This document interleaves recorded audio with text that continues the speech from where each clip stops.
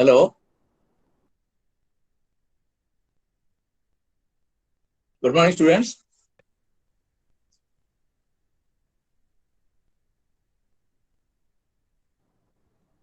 Parida sir, Yesterday, yeah, sir, kuvandu. sir. Good morning and welcome you to the second class of the MEG2. And sir, you can now continue, sir. Thank you, sir. Thank you. Okay. Yesterday, we have gone up to the life and works of Christopher Marlowe. And today, we will go to Elizabethan drama, its religious beginnings.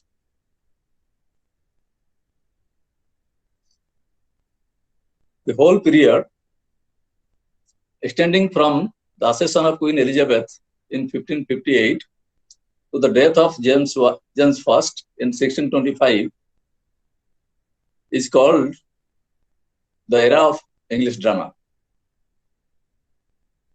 which is well known as the Elizabethan period or the age of Shakespeare. These 67 years is naturally divided into three parts. First 21 years of Queen Elizabeth's reign, then 24 years between the publication of Spencer's Shepherd's Calendar and Queen's death. And the last 22 years, during the reign of James I, the first division is called the preparation or the beginning of Elizabethan literature. The second is time of full fruitfulness.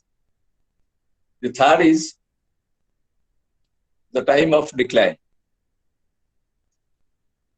Strictly speaking, it is opposed to the first two divisions, only that the term Elizabethan age should be applied.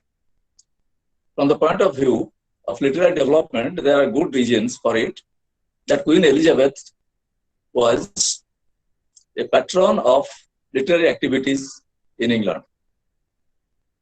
By virtue of its wonderful fertility and of the variety and splendors of its production, this period as a whole ranks as one of the greatest in the annals, historical records of the world literature. Men like Spencer, Bacon, Marlowe, Shakespeare, Lilly, Ben Jonson, from their boyhood into their youth, in the early years of Elizabeth's reign, and reached maturing during the closing decades of the 16th century. And they were fortunate enough to find themselves in a world in which the tides of the life were at their highest. Influences were everywhere at work, which tend to expand thought, stir the feelings, dilate the imagination, and by nourishing as well as stimulating genius to give breadth and energy to the literature ever produced during this period. Morning, sir. Okay. Myself, Keswaran, sir, and which blog is running now, sir? Elizabethan drama, the religious beginning. Which blog, sir? This is the drama, British drama, Elizabethan drama. Which blog, sir? MEG2 now? It's not audible. This is Elizabethan drama, religious beginning. Okay. The chapter Elizabethan drama, religious beginning. Okay. Okay, thank you. England felt the full effect of the revival of the learning. An appetite for literature was charged with the spirit of new learning. When the Renaissance aroused the intellect and the aesthetic faculties, the Reformation awakened the spiritual nature. The same printing press, which diffused the knowledge of the classics put the English Bible into the hands of the people. And it is the opportunity the Englishmen got, and the spread of the interest in religion was inevitably accompanied by a deepening of moral theory.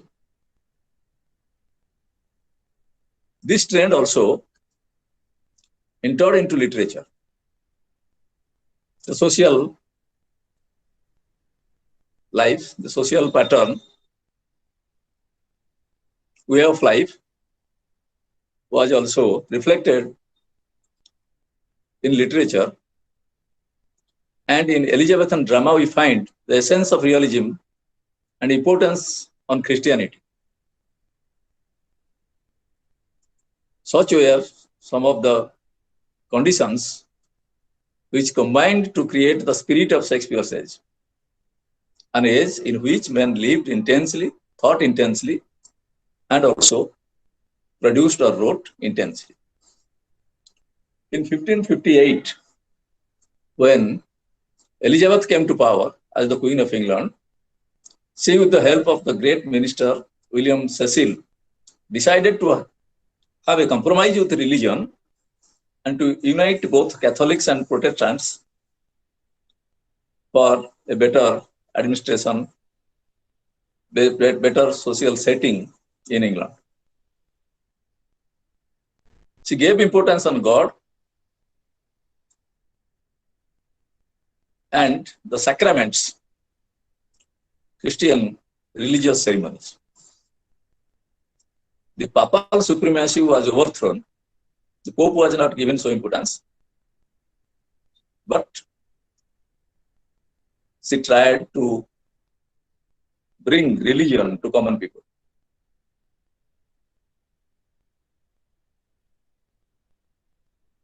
And the English life was made uniform and compulsory.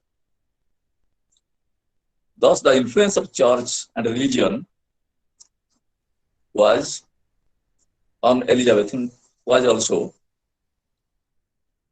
reflected in the Elizabethan drama, and it was reflected in the characters of the plays also.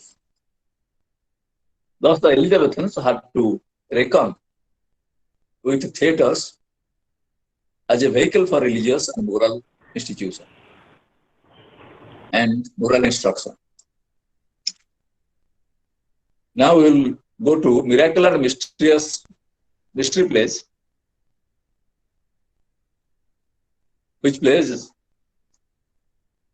a major role in shaping the design of Elizabethan dramas. The mystery and the miracle plays mark an advancement in the development of the medieval religious drama. Though the terms mystery or miracle and mystery plays. Hello, sir. Yes. Hello. Yes. This is Krishna again, sir. If you don't mind, please keep continuity in your speech, sir. It is not understandable to easy for us. If it is possible, in your speech, you want to note it down? Yes, sir, I am noted, but your speech is not continuity, so it is very difficult to understand. Okay. Okay, sir. It shall be somehow slow. The mystery and miracle plays. The mystery and miracle plays.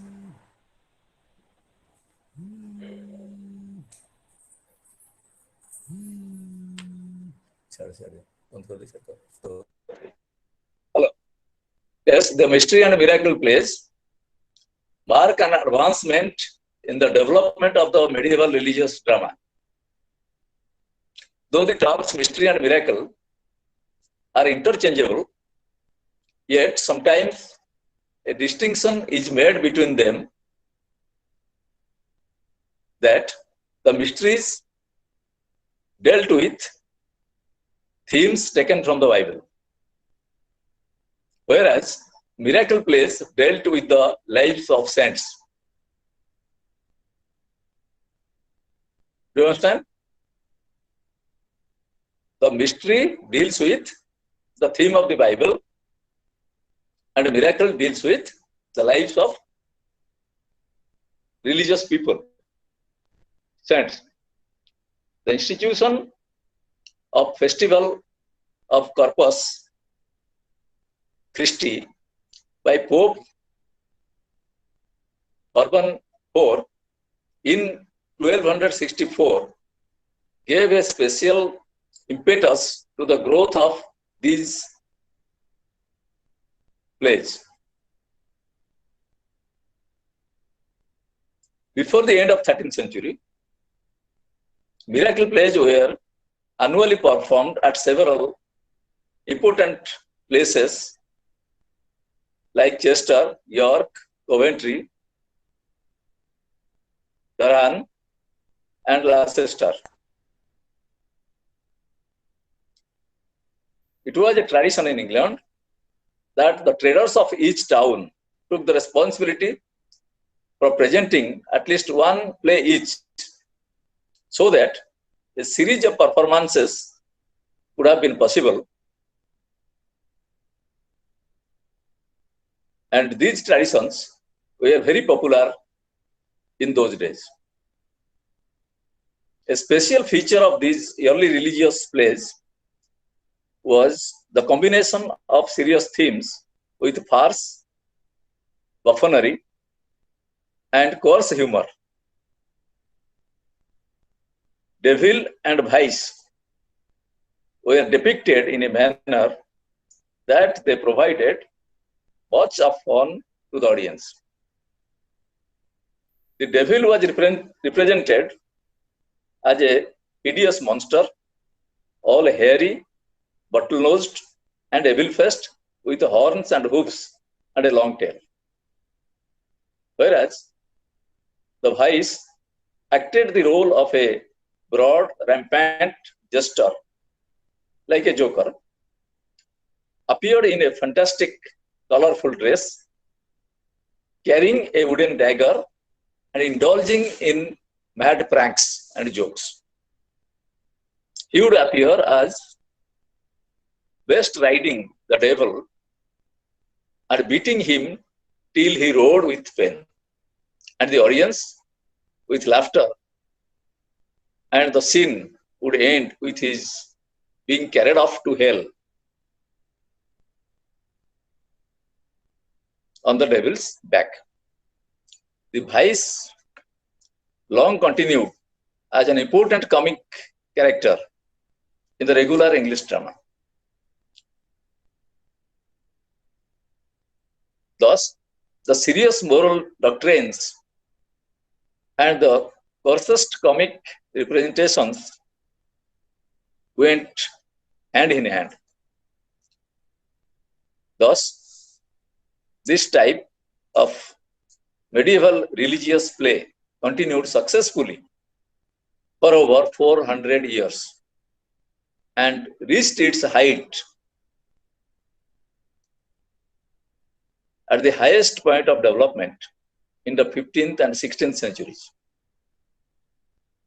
As a whole, we find the plays of Chester comprising of 25 plays, York, York 48 plays, Wakefield, Wakefield 32 plays, and Coventry, Coventry 42 plays. These plays were performed on the stage, which was mounted on a wagon and drawn by horses from one town to other. It was divided into two parts.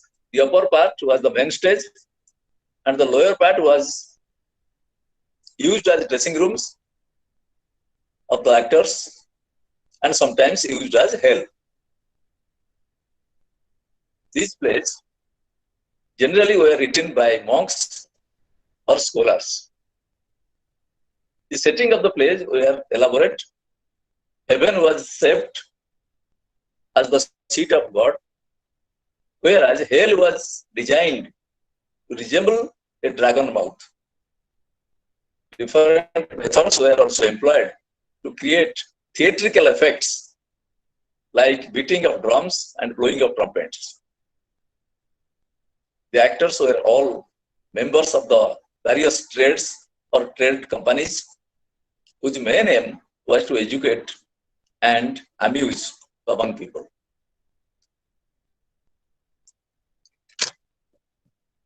Now we will go to morality plays.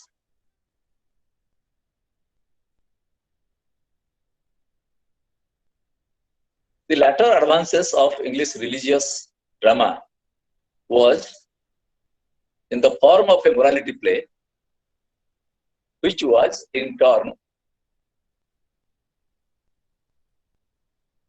followed by interludes.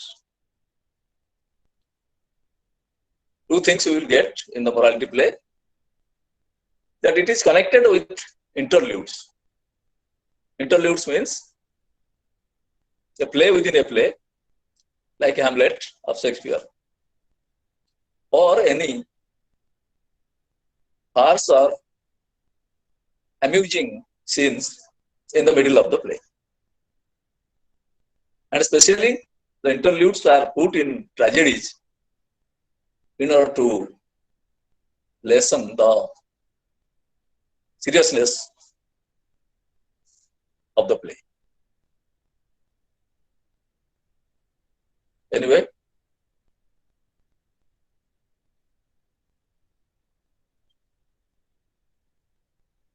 these are called the non-allegorical religious plays about earthly characters with a satirical tone.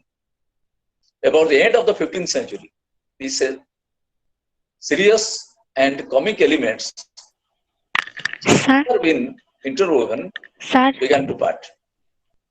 The serious part of the story was treated separately in a type of play called morality play. And the comic or the lighter part was presented in the interlude to provide the audience more entertainment and enjoyment. It marks a further development in the dramatic art. Religious institutions were substituted by moral teaching. There was a corresponding change in the characters also. Such plays contained allegorical figures, a symbol representing an idea or quality, who are frequently involved in the struggle over a man's soul. The English drama was becoming more and more secular, non-religious in character, and meant for common people, common man.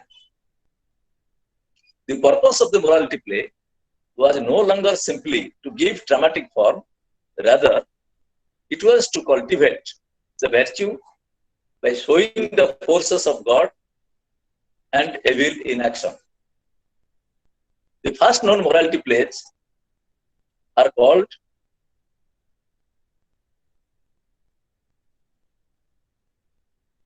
Paternoster, P-A-T-E-R-N-O-S-T-E-R, Paternoster plays performed in the latter part of 14th century, dealt with the conflict between the seven moral values and the 7 deadly sins.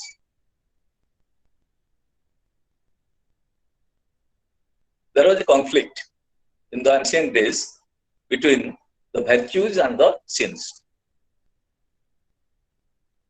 the good character and evil character. The best morality plays, Every Man, was published in the early 16th century. It contains such characters like death, fellowship, good deeds, knowledge, I know its beauty and confession. It is a moral play showing how a Father of heaven sends death to summon every creature to come and give an account of his life in this mortal world.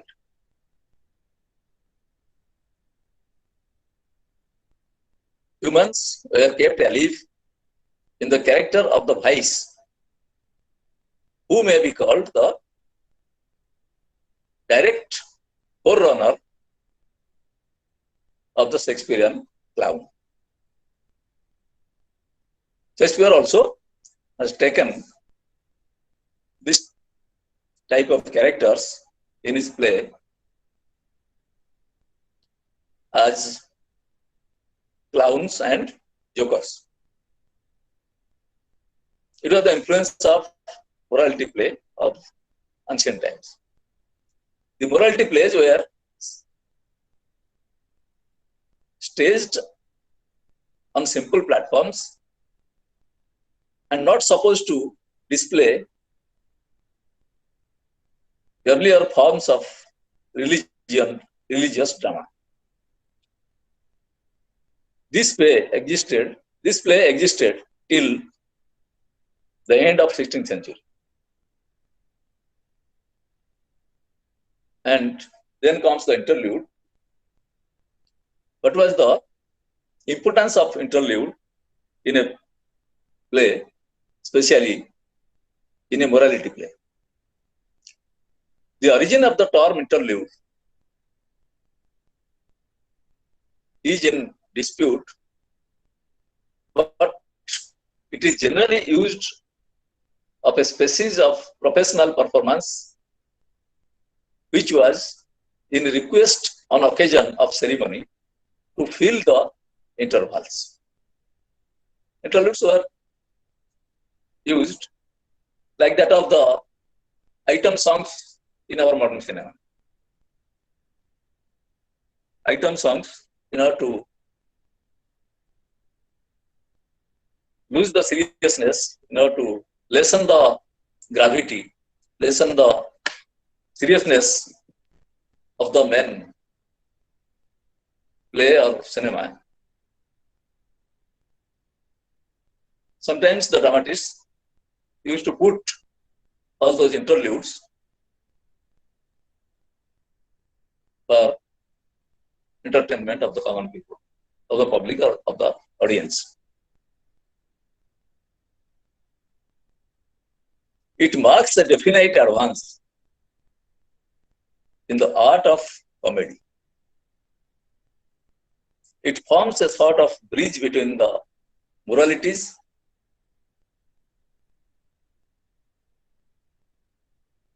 the morality play and the Elizabethan play.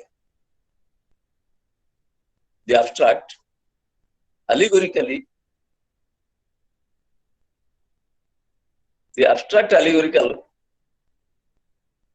characters were now replaced by human beings of flesh and blood, and which is found in the plays of Christopher Marlowe and William Shakespeare. As Crompton Rickett comments, the morality was a sermon in disguise. You can note it down. The morality was a sermon in disguise, comma, the interlude aimed at amusement and entertainment, full stop. It also works as a vehicle of secular entertainment. Told by Crompton Rickett, COMPTON-RICKETT.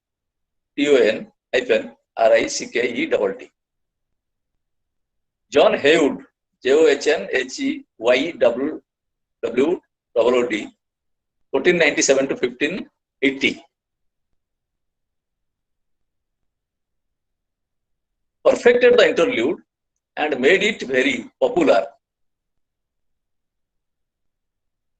Made it very popular as a form of entertainment.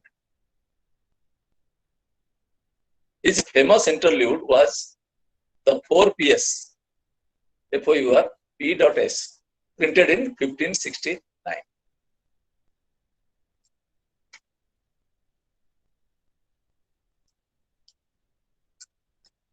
Now, we will go to the growth of Elizabethan theatre.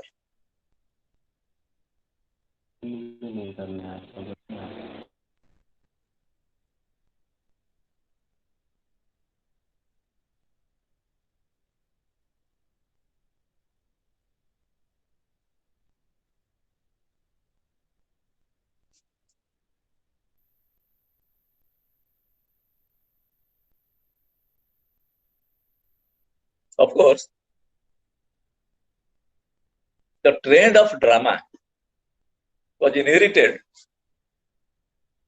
by the English people from Greece, because Greek dramas till now in the modern age have their importance, have their dignity, and have their popularity.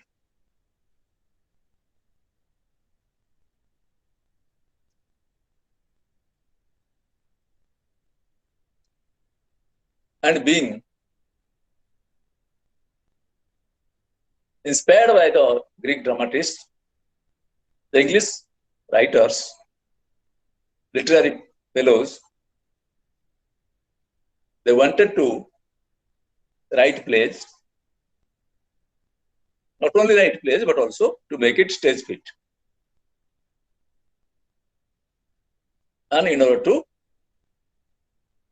make these plays more interesting and more popular, some of the writers were also acting on the stage they have written. Before the construction of permanent playhouses in England, the Elizabethan dramas were performed on the temporary constructed stage.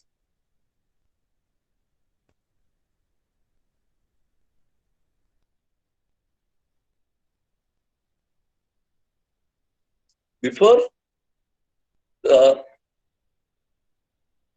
reign of Queen Elizabeth, Nicholas Woodall's plays, Nicholas, capital Udall apostrophe S. Nicholas Woodall's plays were school plays enacted by schoolboys as a part of school curriculum. Of course, they were sometimes invited to perform plays before the royal dignitaries or in the royal court. The same tradition also was followed during the reign of Queen Elizabeth, who invited play groups to perform in our royal court. Apart from the royal patronage, some plays were performed at Cambridge and Oxford universities. The most of these plays were Greek or Latin dramas. Sometimes also, Queen Elizabeth used to visit the universities to enjoy the performances. Queen Elizabeth also was a great patron of theatres, and she provided funds for construction of theatres in different parts of England. John Lilly staged several comedies for Queen Elizabeth in her court, and also William Shakespeare. They established the genre of Elizabethan comedy. of course, tragedy was not patronized either at the royal court or in major parts of London.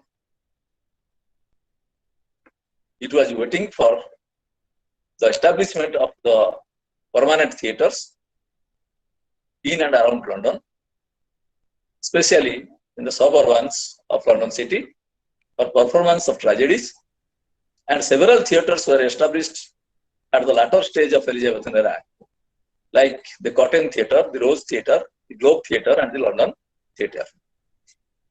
In most of the theatres, the plays of Christopher Marlowe and Sir William Shakespeare were staged.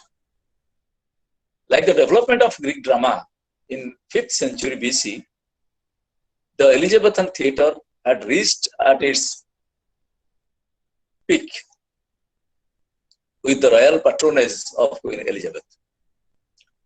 Not only in England, but also Elizabethan plays were more popular and staged in most of the theatres in Europe, as most of the events and characters of Shakespearean play were taken from most of the European countries.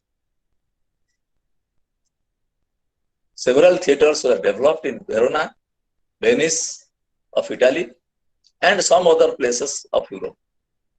The task of Elizabethan dramas were not confined within England, but were spreading throughout the Europe and outside Europe.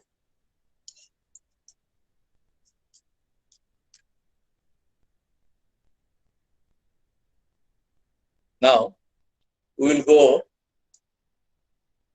to Elizabethan comedy.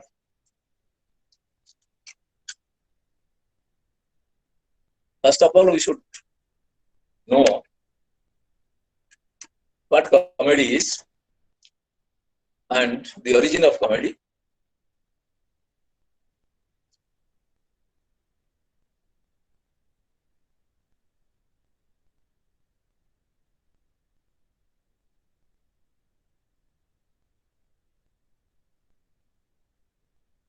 Drama in the Western world stands with ancient Greece, especially bearing its two main branches, comedy and tragedy. In the beginning, it was based on an aspect of religious rituals. A huge number of crowds used to gather to celebrate religious festivals in the churches or in the courtyard of churches, and to accommodate them, afterwards, amphitheatres were built. In some cases, the capacity of the theatres were as much as 24,000 seats. Big amphitheatre. They were built in Greek for entertainment of plays of the public. In earlier times, rituals were conducted with performance of choral dances and sacred singing. At a later stage, alternate recitation of passages were added, composed by the epic poets. By the way, dialogues were added also to these choral performances with some comic substances to make the drama more interesting and pleasurable for entertainment of the public. Thus, Greek comedy originated from the frolicsome side of the celebrations of the Dionysian rituals. The general feature of the comic farce was the singing procession, which was called komos, C-O-M-O-S, in Greek language.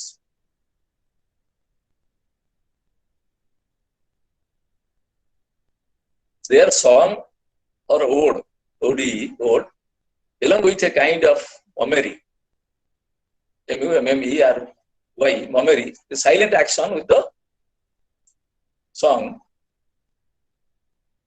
sung by others. And mummery or play, acting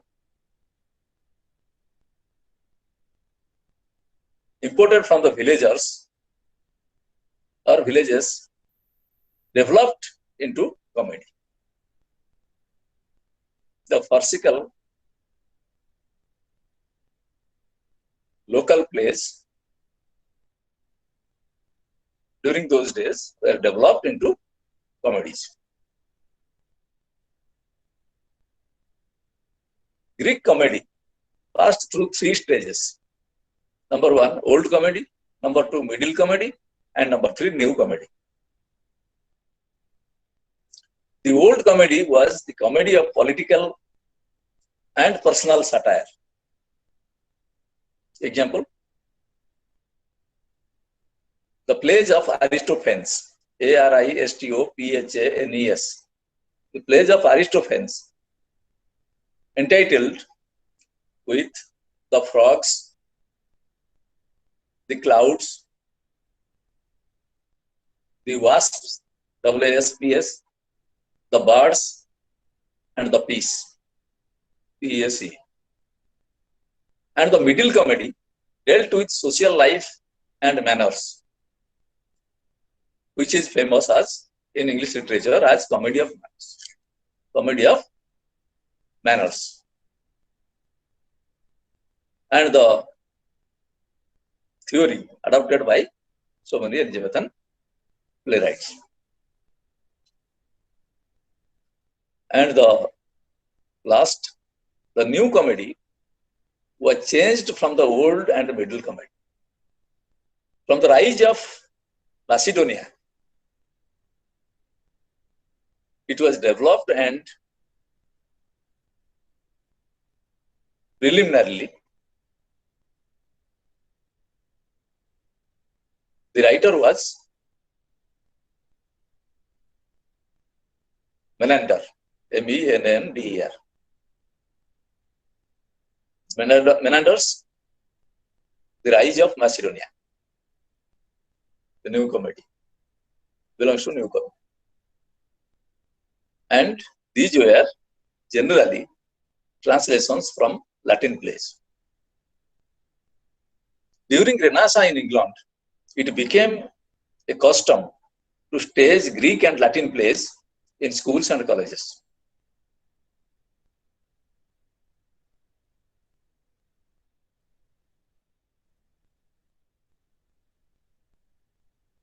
It became a trend. The first English comedy was Ralph Roister, R-A-L-P-H, capital R-O-I-S-T-E-R, capital D-O-I-S-T-E-R. Ralph Roister, written by Nicholas Udall, Nicholas, Nicholas, capital U-D-A-L-L. Nicholas Udall, the headmaster of Westminster. The headmaster of Westminster at about 1550.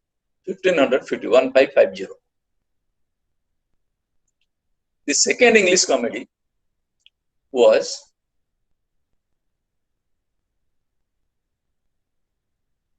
Gammer Gotton's Needle, capital G-A-M-M-E-R, Gammer Gotton's, G-U-R-T-O-N-S, apostrophe S, Needle, N-E-E-D-L-E, performed in Christ College, Cambridge in 1552. Gammer Gotton's Needle, in search of a needle.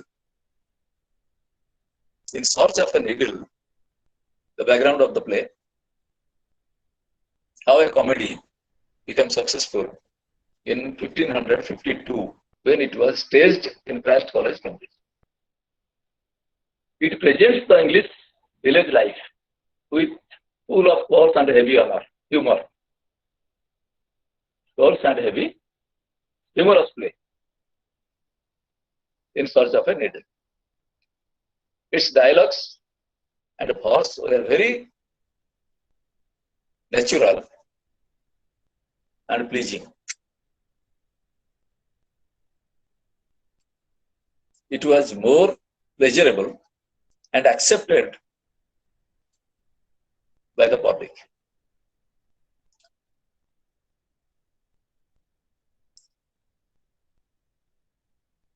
Now we can have some definitions of comedy. The famous and great philosopher and writer Aristotle says of comedy that the risible means ridiculous,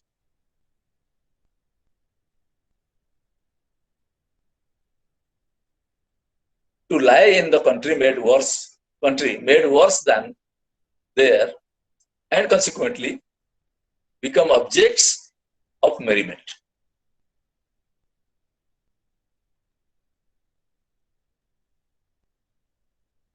And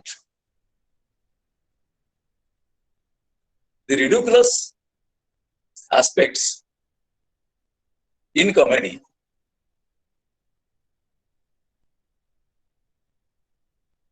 becomes the objects of amusement. Ben Jonson also noted what either in the words or sense often and but either in the words or sense of a writer, author, or in language or actions of men is awry, A-W-R-Y, or depraved, D-E-P-R-A-V-D, depraved, does strangely stir mean affections and provoke for most part to laughter.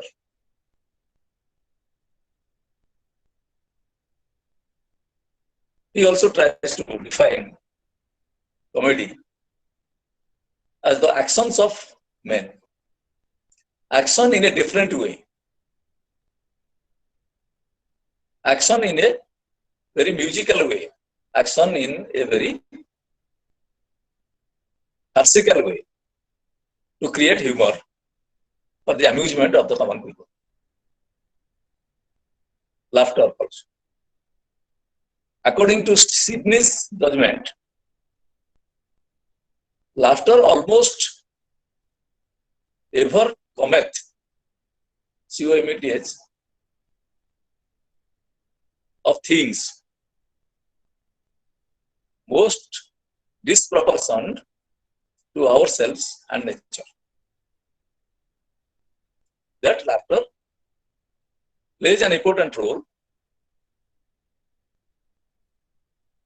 in the life of human beings as well as in the field of nature.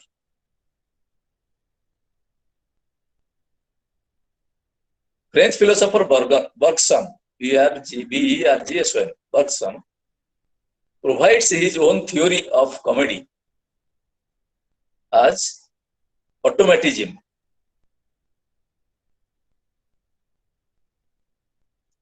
He has invented a theory of comedy as automatism, A-U-T-O-M-A-T-I-S-M. Automatism, a theory based on the automatic outburst of laughter, comic affairs. From the core of one's heart, which appears ludicrous. Which appears ludicrous means ridiculous. And another critic, Nicole, N-I-C-O-L-L, calls it the spontaneous laughter. Spontaneous laughter, like that of Wordsworth's theory. Poetry is the spontaneous overflow of emotions. And this particular English word spontaneous takes a very important position in literature. Spontaneous overflow of emotions, spontaneous laughter, spontaneous dialogues, and spontaneous outbreak of emotions. All these play important or pivotal roles in English dramas. And then we can go to the division of comedy.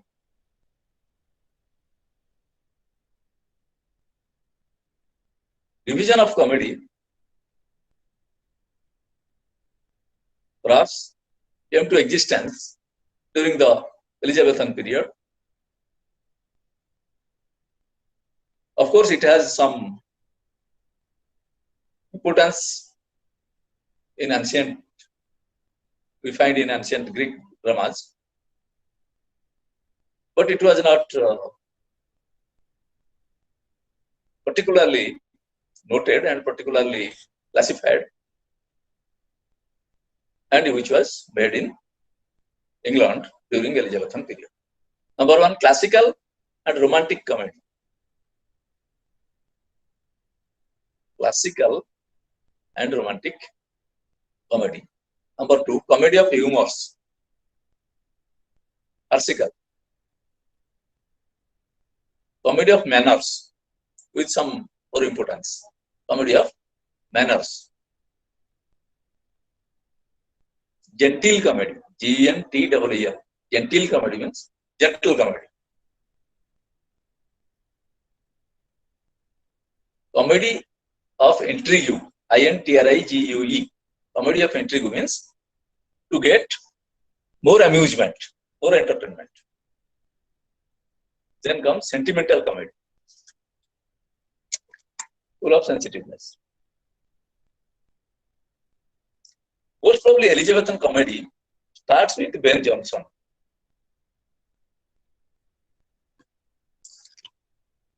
Starts with Ben Jonson, who used the term comedy as humorous in its medieval sense, in which it referred to the four fluids of the human body. Ben Jonson, scientifically, he has taken up comedy and connected the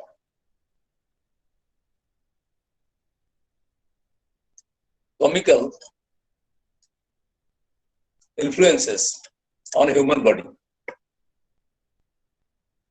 Four fluids of human body, from which it is a spontaneous overflow. Comical activities are spontaneous overflows, which is connected with the four fluids of the human body, according to Ben Jonson, the famous comic playwriters of Elizabethan age. But what are those fluids? Four fluids of human body: blood,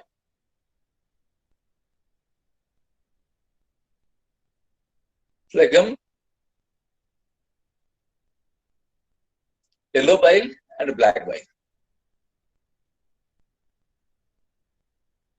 But we say Vata Pitta, etc., etc. According to this theory, a person's physical, mental, and moral condition was determined by the state of his humors. Internally from his body, the sense of humor is created, and for which these four fluids of human body is responsible. And the humorous characters in this sense means those characters whose behavior is determined by a single trait of humor. The behavior of the characters are determined by a single trait of humor. One man can produce one type of humor, and the other fellow may produce another type of humor. And this is the difference between a clown and a joker. A joker entertains in a different way, when a clown only creates laughter by making different types of actions. Joker by words and clown by actions.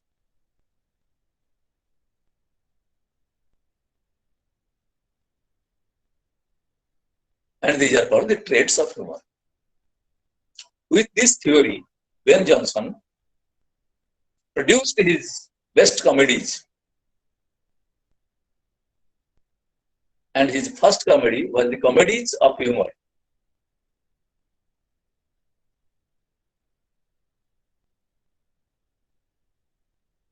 Next, The Every Man in His Humor was published in 1598.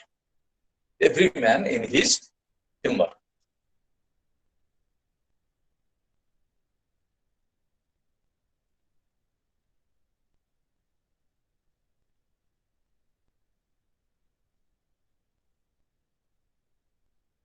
Then he has produced Harpoon 1606 and The Alchemist 1610. But more popular was Every Man in His Humor, which was published in 1598. Some other Elizabethans were also influenced by this theory, and Shakespeare also introduced humorous characters in his plays and produced the comedies like As You Like It, Midsummer Night Dream, Twelfth Night, etc.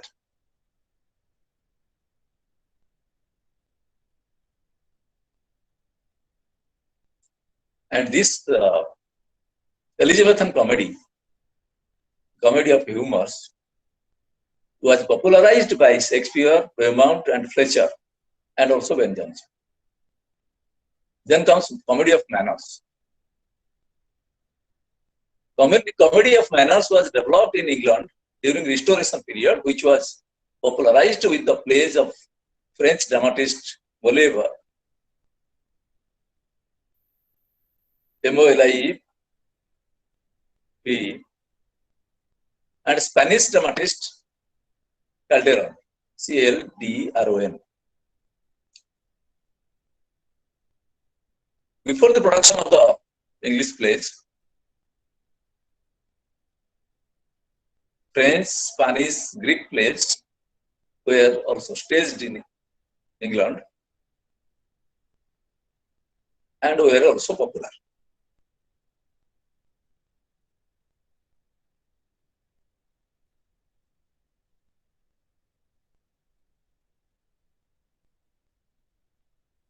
The English comic dramatists adopted the ideas of plot and comic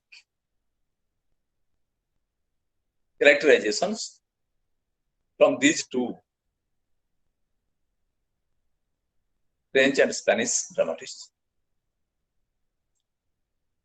Traditionally, comedy dealt with lower class persons, and one of the limitations which the Restoration found in Elizabethan comedy was its poor showing in gentlemen. The term gentleman was introduced in the reign of Queen Elizabeth. Gentleman means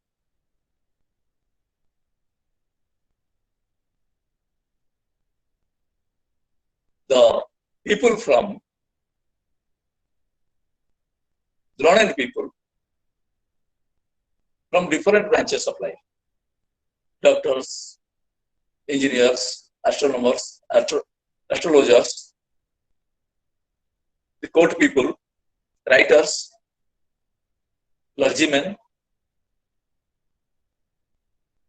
among the general people. The comic characters in the play were not real men and women in the comedy of manners, but abstractions conceived in the mind of the playwright. The dramatist himself produces these characters from his own mind in order to make the play stage fit and to draw the attention of the audience. Some technique he adopts from his own mind, from his own creativeness, in order to make the play more attractive, and that can draw the attention of the public, of the audience.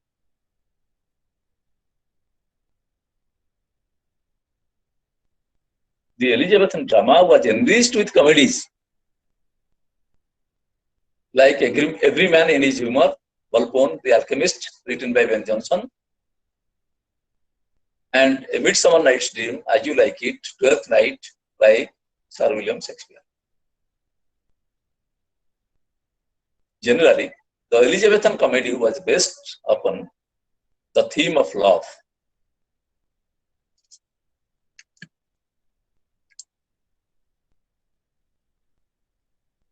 Love as a blend of sentiment, foible means silly habits, eccentricity, unusual behavior, and artifice, clever trick of human being, dedication and self-centeredness.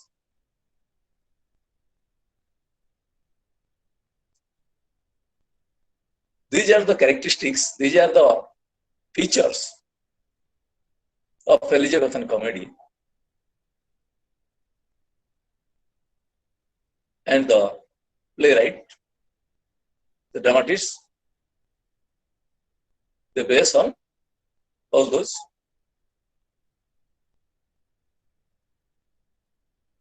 behaviors of human being.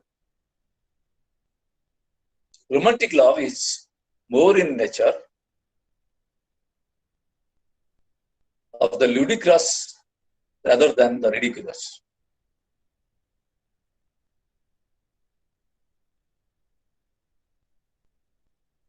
Romantic love is somehow based on some technical essence of the dramatist, and he uses to bring twist in the middle of the play while producing romantic comedy.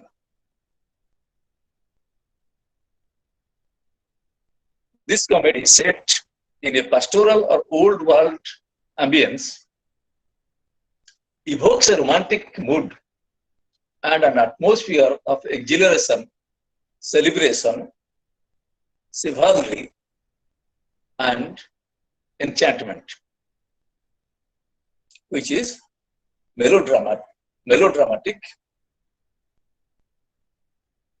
to the core of facial in treatment.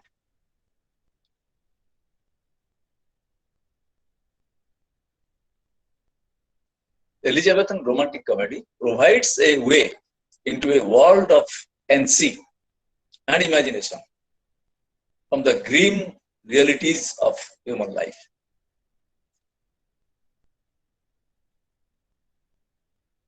in coordination with song and imaginative ideas.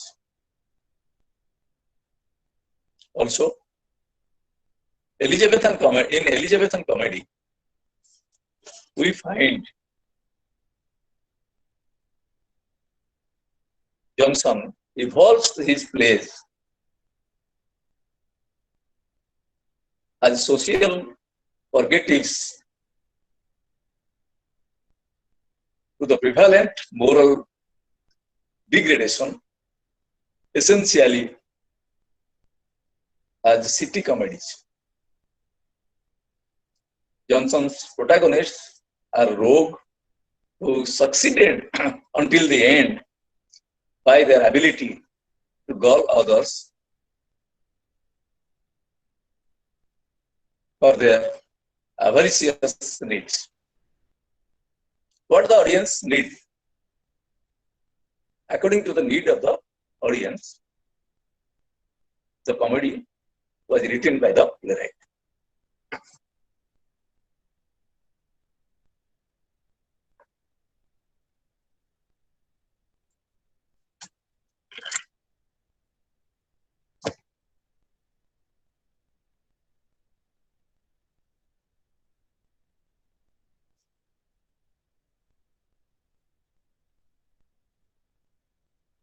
Now we will go to the Greek origins of tragedy.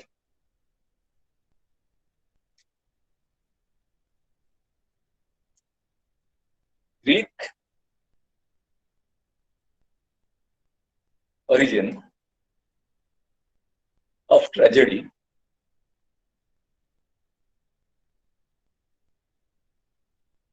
perhaps started in the 5th century BC.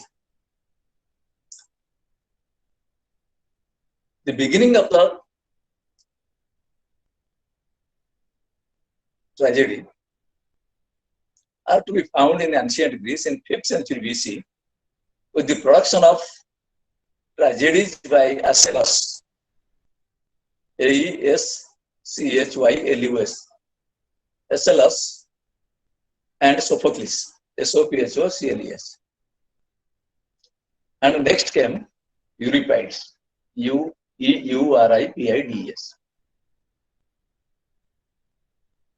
Euripides was the third Greek dramatist. Of course, he was contemporary to Sophocles, but he started writing after Sophocles.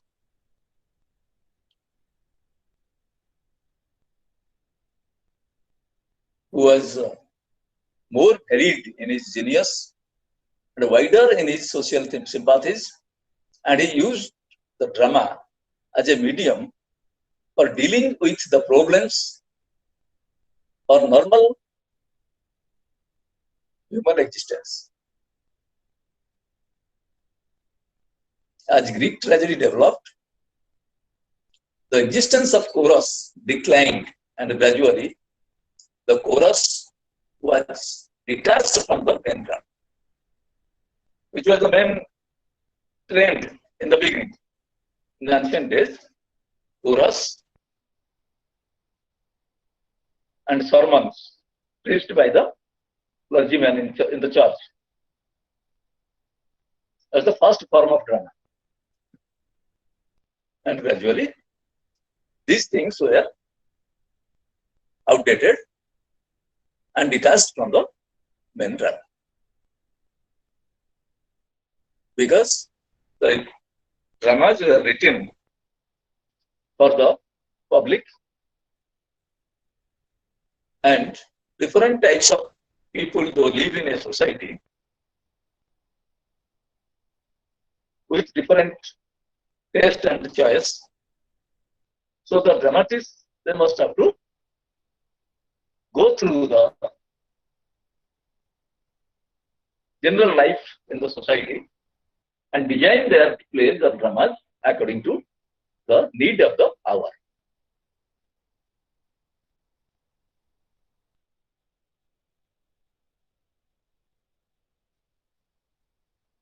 Of the ancient Greek tragedy, 32 plays are now important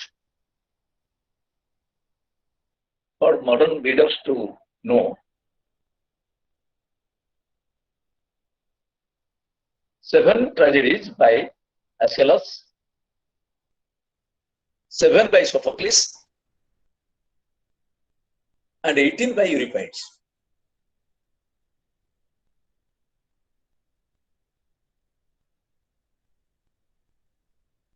Of these, the important ones are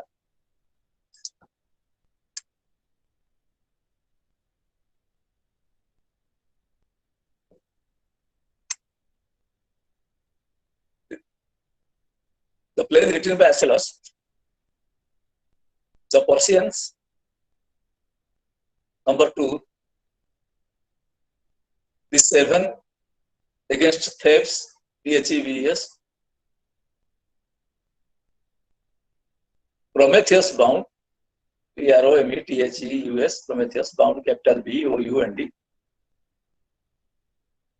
The suppliants, capital SUPPLIANTS. Agamemnon, capital AGAMENON.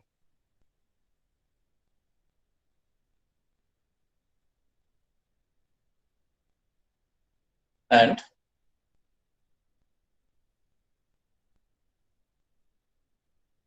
Eumendes, EUMENDIDES,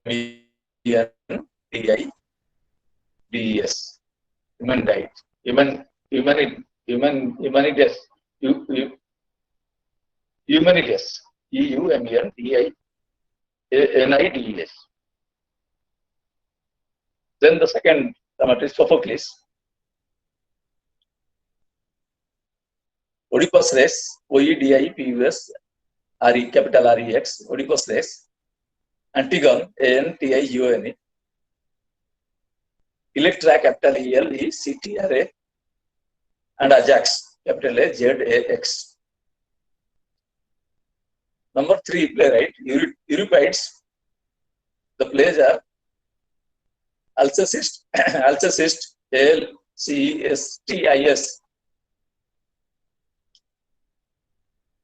Medea, MEDEA, Hippolytus, HIPPOLYTUS, Iphigenia, IPHIGENIA, Taris, TAURIS, the Trojan woman, TROZAN, Trojan woman, Orestes, ORESTIS,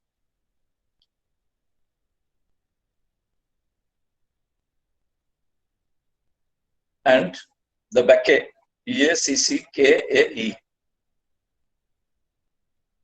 Sorry, BACCHAE, Bacchae.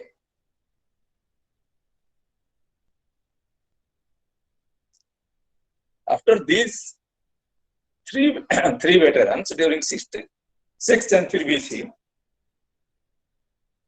Thebes introduced the first actor on the stage, the tragic play.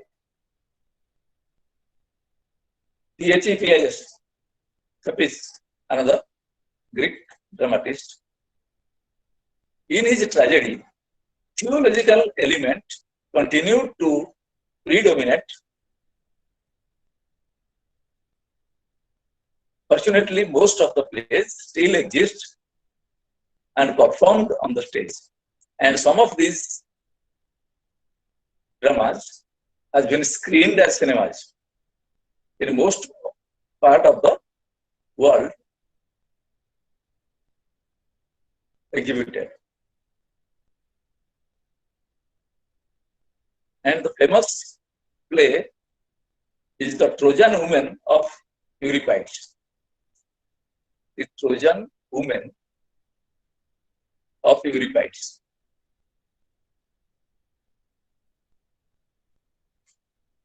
Now, we will go to the chief points of Greek tragedy. There are 6 chief points, and you have to note it down. Number 1,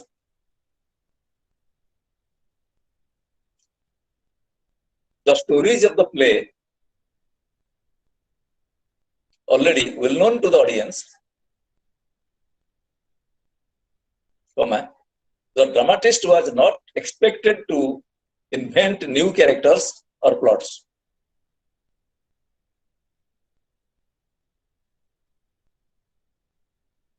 But to use the old stories of gods and kings and heroes.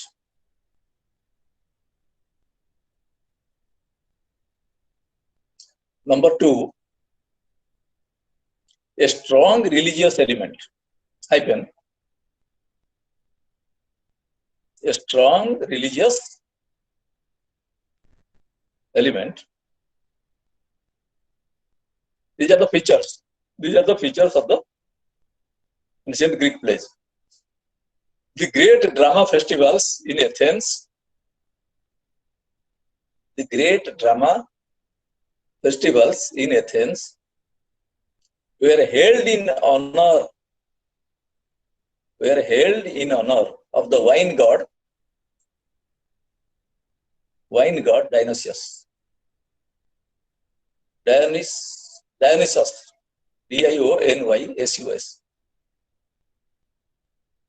Dionysus. Even when people no longer believed in old gods as actual persons,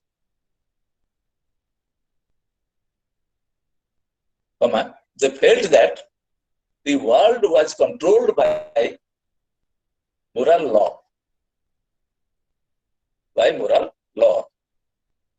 and that men who broke that law would be punished by divine justice.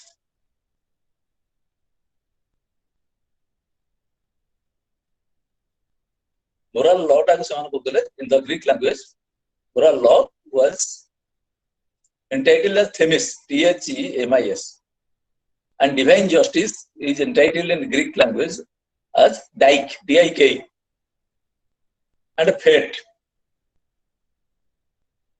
in Greek language, which was called nemesis, Nemesis.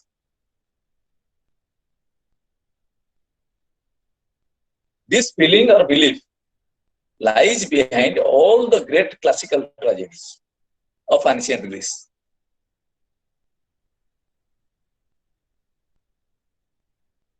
This feeling or belief lies behind all great classical tragedies of Greece.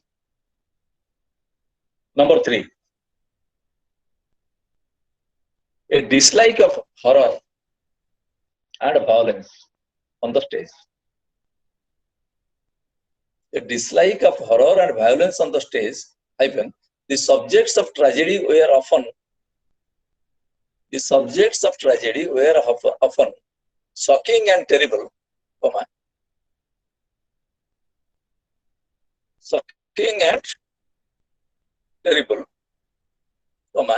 but the evil deeds, DWD, were done off the stage.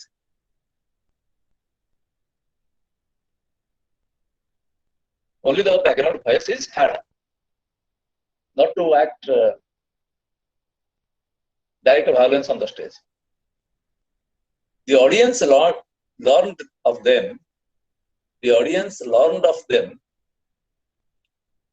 From the chorus,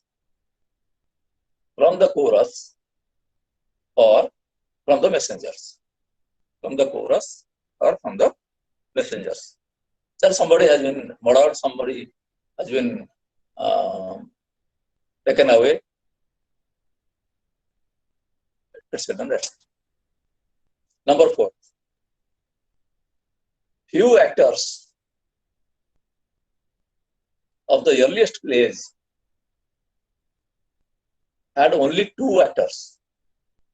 Few actors means in the earliest plays they had only 2 actors and a chorus. In the great days of Athenian tragedy,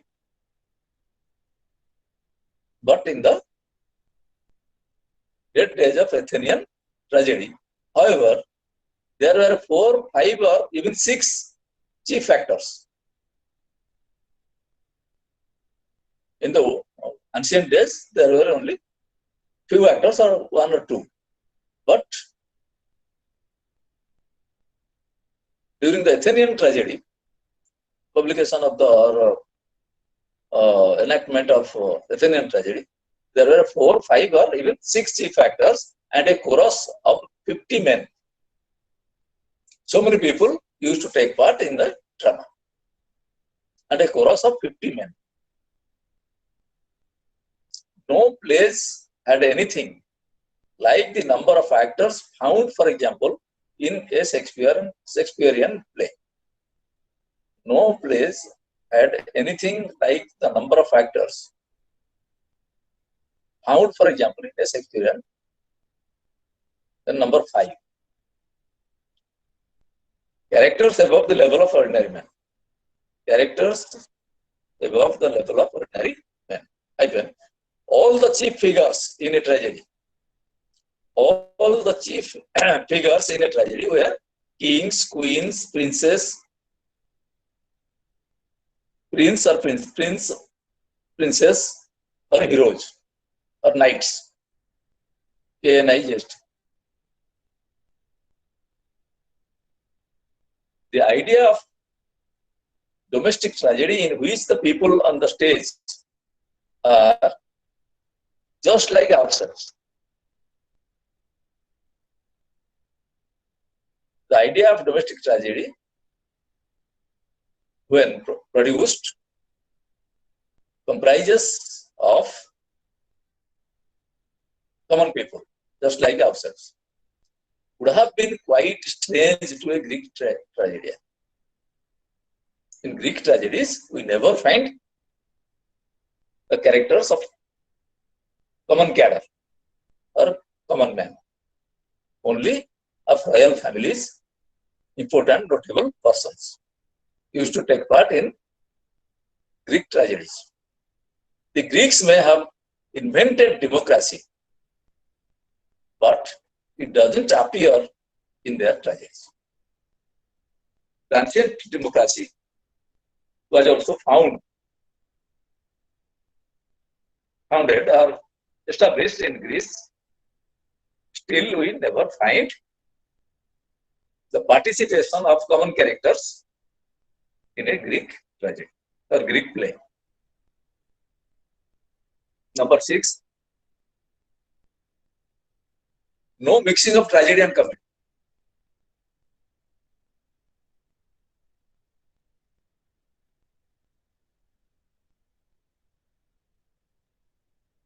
No mixing of tragedy with comedy. A Greek tragedy had unity of action. Unity of action, which was later used by Shakespeare with 2 additional terms, time and place. But the unity of action only was found in Greek tragedy. And that is to say, having one story and only one. Having one story and only one. No mixture of other stories.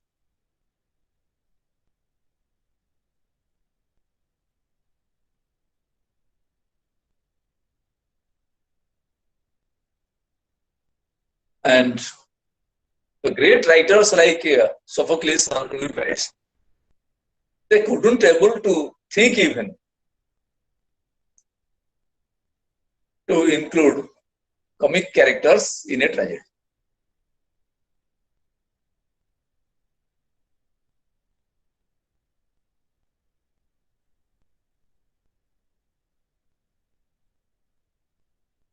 But we find the mixture of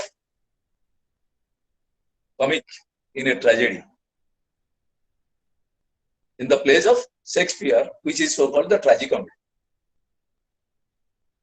But it was not found in the Greek tragedies. The Greeks liked fun as much as any other people. However, and many of them, no doubt, felt a little tired after watching a tragic play.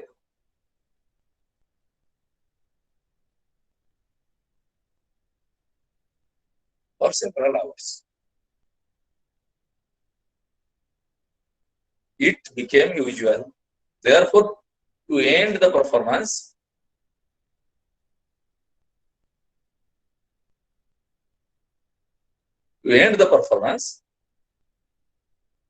and then, for amusement, they used to start another one, often crudely comic.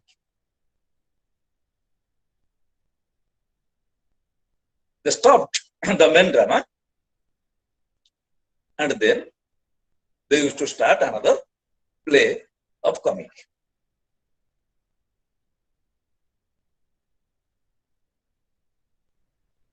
It would be interesting to look at Greek tragedy in more detail.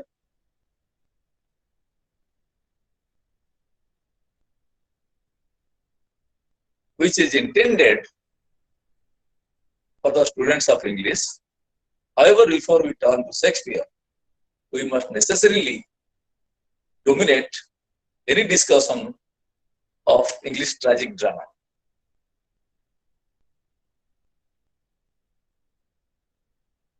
And when we will switch over to English comedy, we have to forget the chief elements of Greek tragedy. Of course, some of the models have been taken, adopted by the English writers like Christopher Marlowe or Shakespeare, Ben Jonson, or some other Green Lily and some other university wits. But during the Elizabethan era, drama took a new shape, and plays of different taste.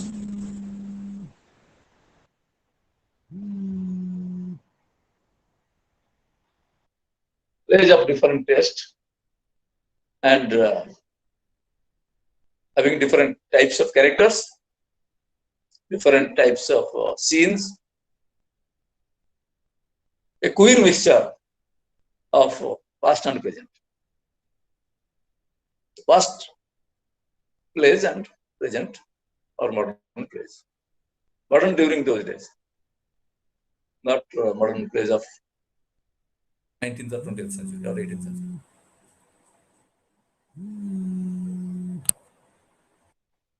So, we have to be more thorough and more practical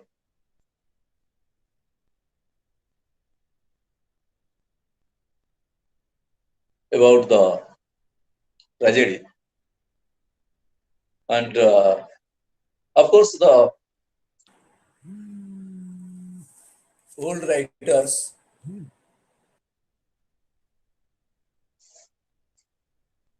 like Aristotle, Chaucer, and Hegel, they have given their comments. And Aristotle's definition of tragedy, we have to go through.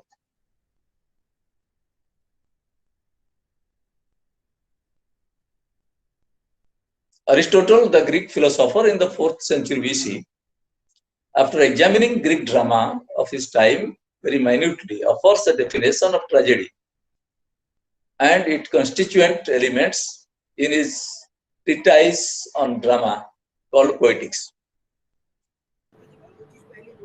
Aristotle, 384 to 322 BC, wrote a book called the Poetics, into which he put some of his thoughts about literature in general and tragedy in particular. Living at the time when Greek tragedy was at its height and being familiar with the works of the great dramatists who were almost his contemporaries, he found himself asking two questions about the psychology of theatre going. The first one was this: why do we get pleasure and satisfaction from seeing in the theatre things we should certainly not enjoy in reality? It was the question put by Aristotle in his Poetics. That why we will enjoy the thing in a theatre apart from our practical life, apart from our social life. Aristotle's answer was that certain emotions, especially the emotions of pity and fear, do not get used enough in civilized life. Almost out of ये तो कोई नहीं ही है यहाँ पे है, लेकिन ये अभी लोग तो कभी आए नहीं है ऑफिस में। He himself also answers that the emotions of pity and fear, we do not get used enough or always in the civilized life. One of the effects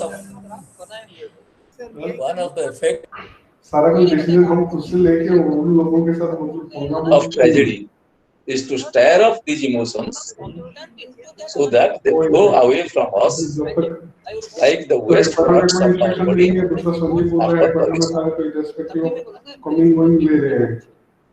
He was with the opinion that when we find these things in a play and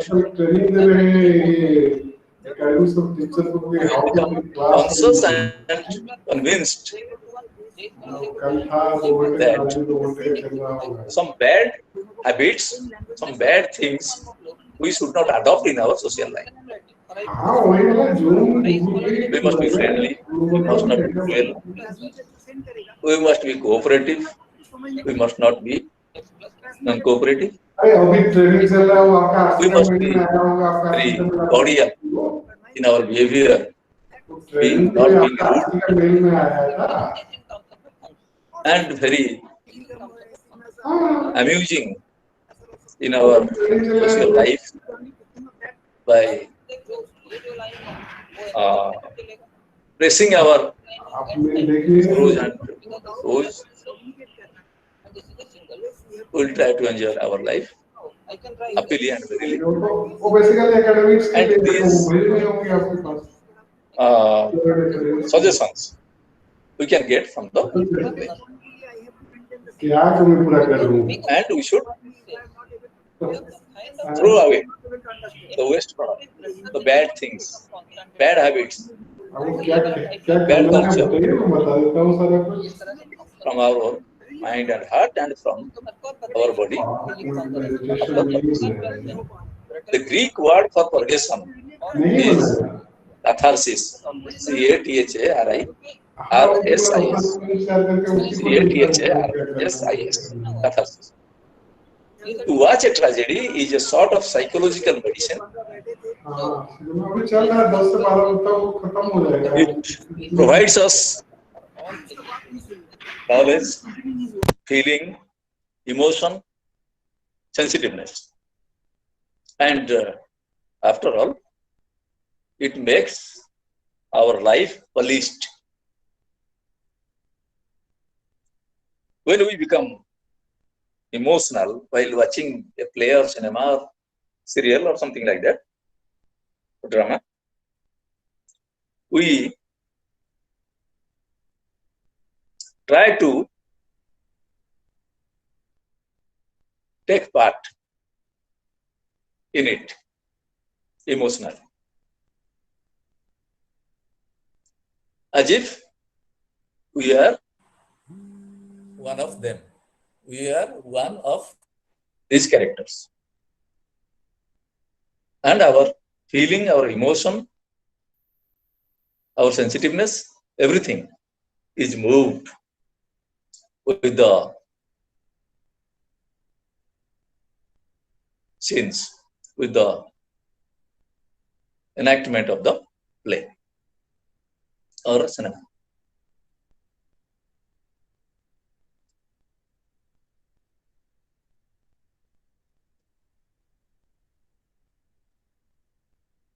And for which Aristotle says to watch a tragedy is a sort of psychological medicine applied to our mind.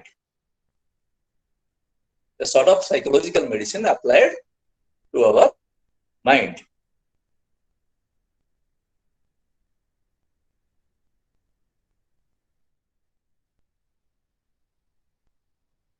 And in a post-Freudian jargon, it helps us to make ourselves free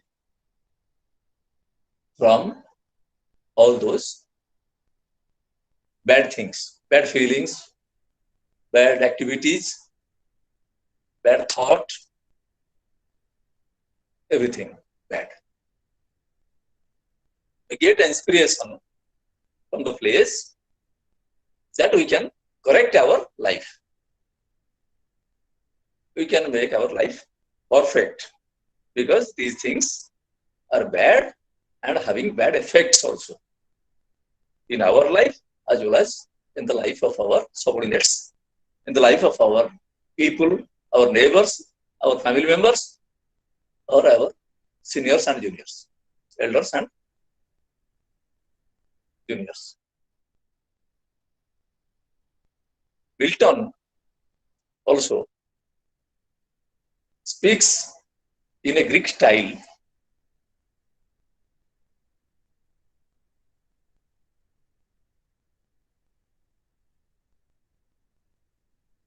and says, with peace and consolation, comma, and claim of mind, comma, all passion spent. While watching a tragedy, at the end we come to the conclusion that with peace and consolation and calm of mind, all passion spent. All our desires, all our passions are gone.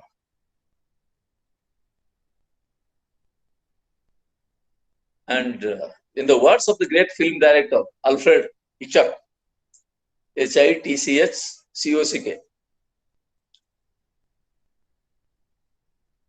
civilization has become a screening.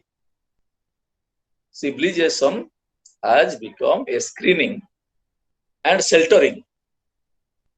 SHELTERING, sheltering, that we cannot experience sufficient thrills at first hand. First up, therefore, comma, to prevent our becoming sluggish, SLUGGISH. Therefore, to prevent our becoming sluggish and jellified, JELLIFIED,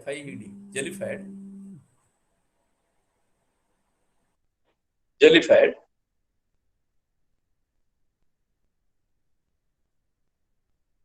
comma, we have to experience them artificially. We have to experience them artificially, comma, and the screen is the best medium for this. And the screen is the best medium. And the screen is the best medium for this. And this quotation resembles the quotation of Aristotle that to watch a tragedy is a sort of psychological medicine. It works like a psychological medicine, which is also felt by the great film director Alfred Hitchcock. Anyway, The other important question which Aristotle tried to answer in the Poetics was this: what kind of person ought the chief character or hero or protagonist of a tragedy to be? What type of character the main character should be? If he is a completely bad man in a tragedy, villain, it is clear that he will not get the sympathy of the reader or the spectator during the play. When he suffers or dies, we shall not feel pity, but only satisfaction, as we do at the end of a thriller or detective story, or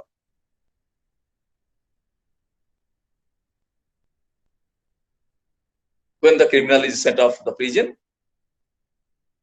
or the electric chair. We will get satisfaction that the evil character, the villain, is punished.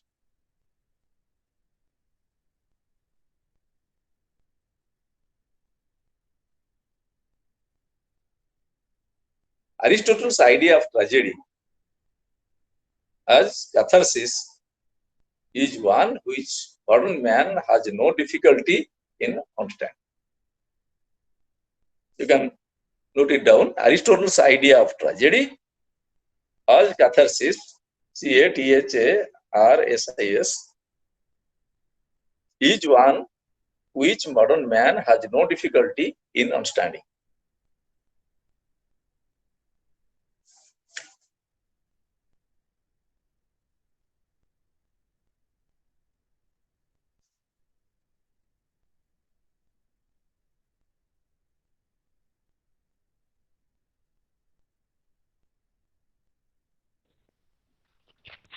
Or him, or Aristotle, tragedy is a representation of an action. You can note it down. Tragedy is a presentation of an action which is important, complete, and limited in length. Full stop. It uses language made beautiful in different ways and in different parts of the play.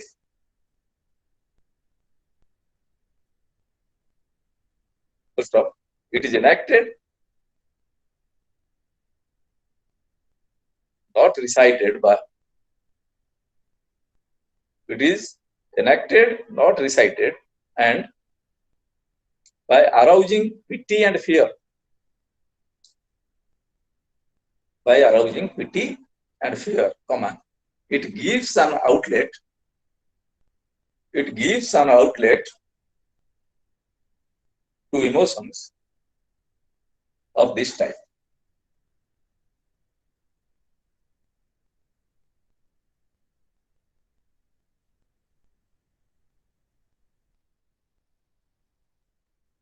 To stop and would recommend.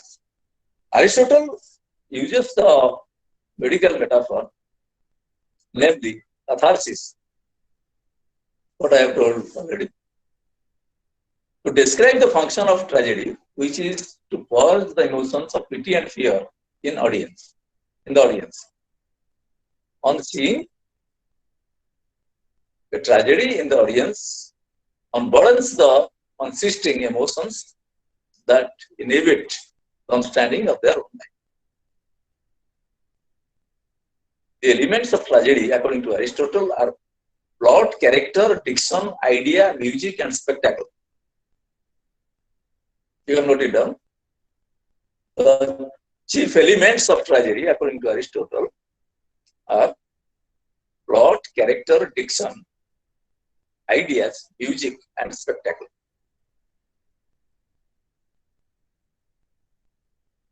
The plot must have a beginning, a middle, and an end.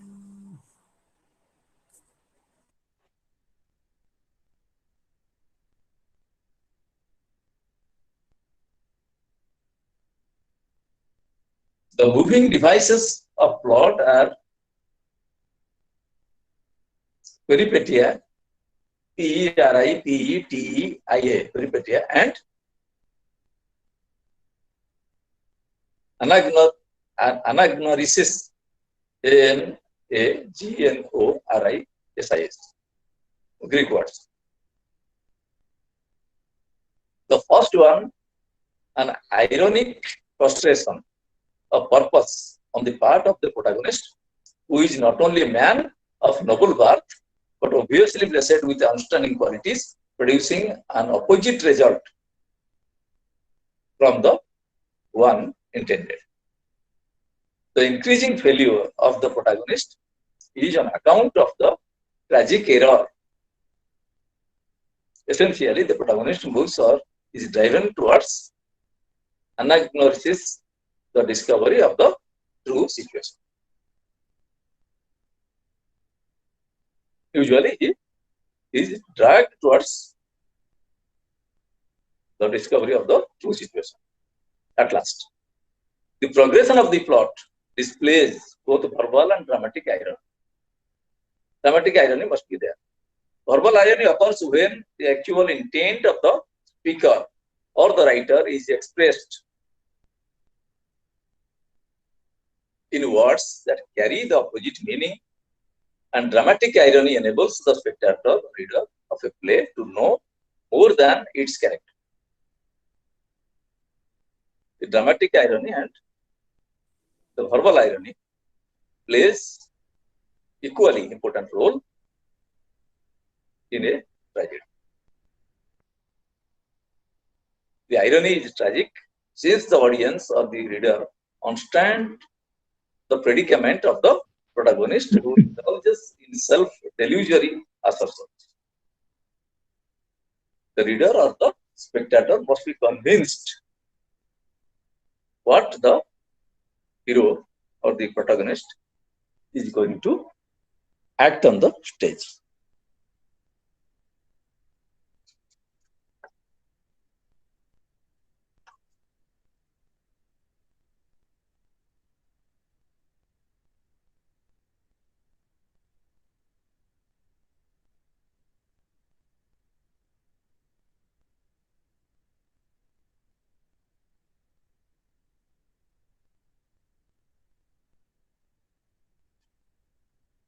Aristotle's decision that the protagonist in a tragedy ought to be good but not too good, because it is a tragedy and some negative actions, some negative dialogues must be there which can tend way to tragedy. So the hero or the protagonist must not, may be good, but not so good or too good. In other words, he should be a person we can admire and like, but his suffering or death should be caused by his own fault, by some weakness in his character, or by some mistake which he himself has made. It is clearly shown in a tragedy that the protagonist is punished, is affected, is suffering due to his own mistake or fault or weakness in his character.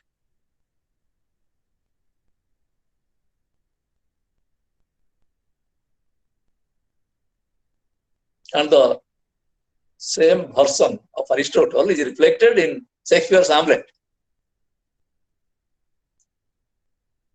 You can compare the Greek tragedy with the English tragedy. What do we find in Hamlet? We find in Hamlet the Prince of Denmark is a good character, kind, thoughtful, gentle, and cultivated. But he is weak in some way and indecisive.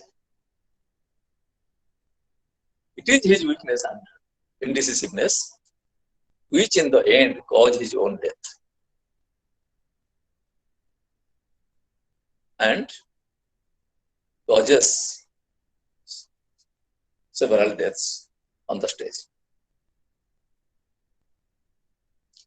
The word which Aristotle used for this kind of fault or weakness in an otherwise good character in hamartia, Hamartia.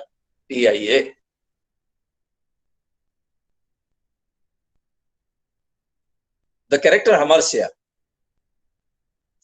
is introduced by Aristotle to prove this type of characteristics of a protagonist or of a hero of a tragedy. When he wrote poetics, he was naturally thinking of Greek tragedy, as he has observed it, gone through it thoroughly, minutely, but his thoughts about catharsis and hamartia are relevant to all tragedy, as the reader will find by thinking carefully about the tragic plays he had gone through. Aristotle's thought about tragedy are, of course, those of a high intellect and sophisticated man. There is, however, another and more primitive point of view which helps to explain why we get pleasure from watching or reading about the suffering of others in a tragedy.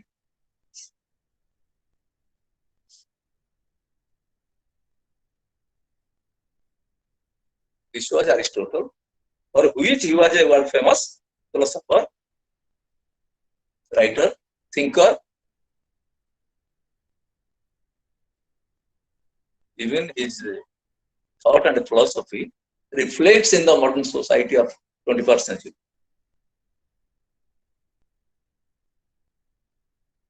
For this only, he is great.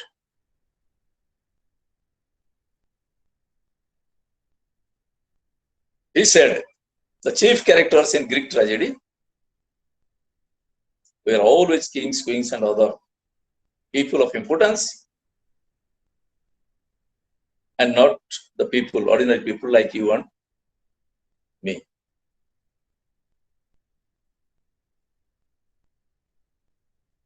This was equally true of the tragedies of Shakespeare and of other European dramatists.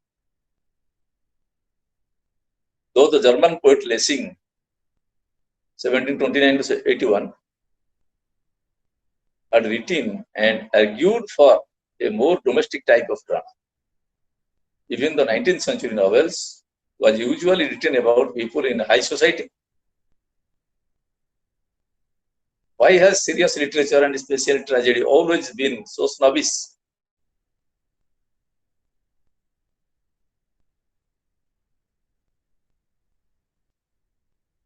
Why the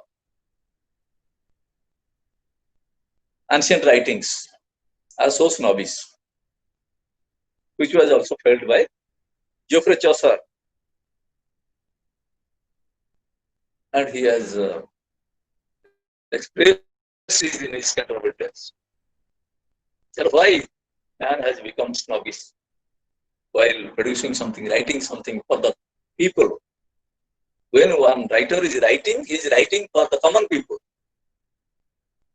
mass, common mass, not for a limited high level people in high level in the society.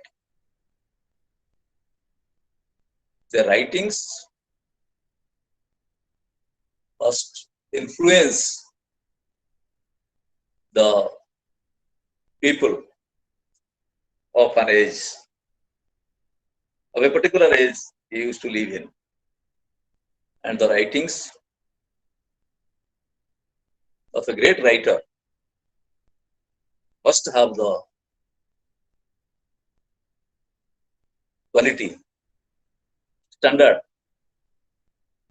to impress the common people. Like Aristotle, the great thinker and philosopher, of the ancient Greece, and his thought and feelings, his philosophy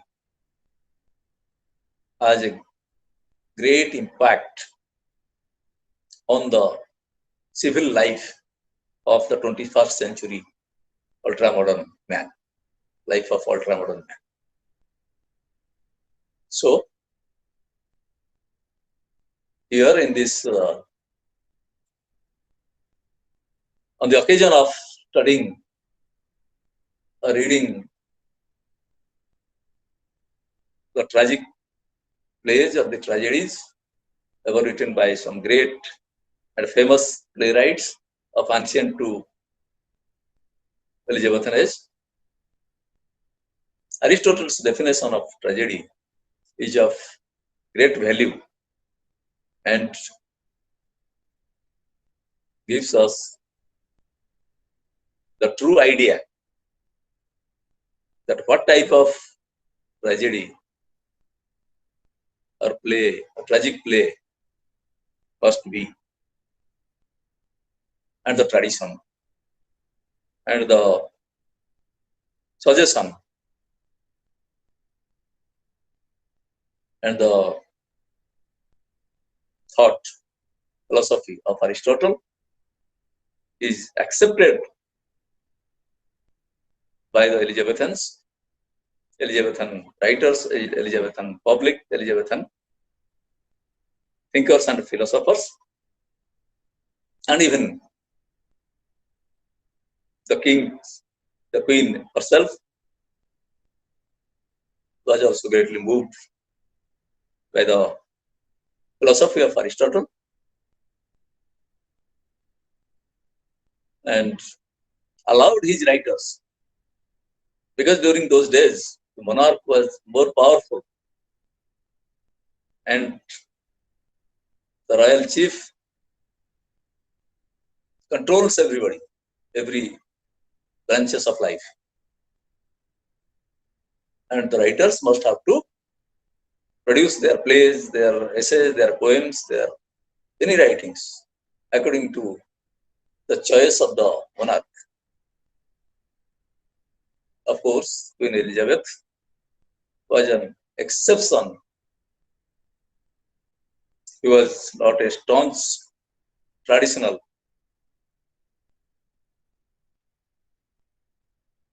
and his faith was not based on blind belief or traditional things. During her reign, she has made social reforms and Renaissance paved way for the development of, for the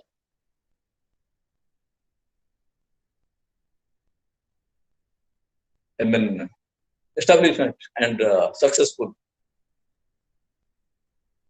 of Renaissance. She was also greatly responsible, chiefly responsible. So with these ideas on tragedy, now we will conclude our session. Now students, you can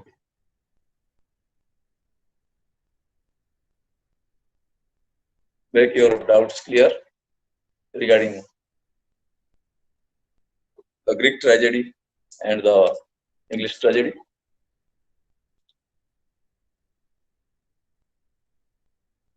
Thank you all.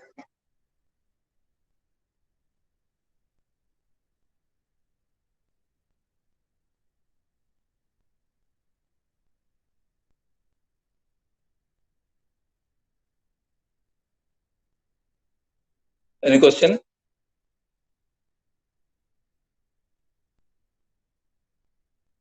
Students? Hello?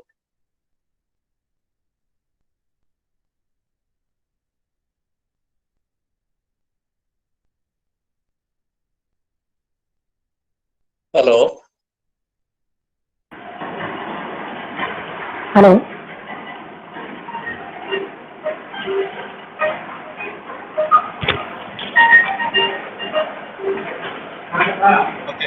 Hello, sir. Speaking a loud voice, not audible. Thank you, sir. No doubt. All clear. All clear, sir. No doubt. And audio is not clear. Okay, in the next class you can put questions. Thank you.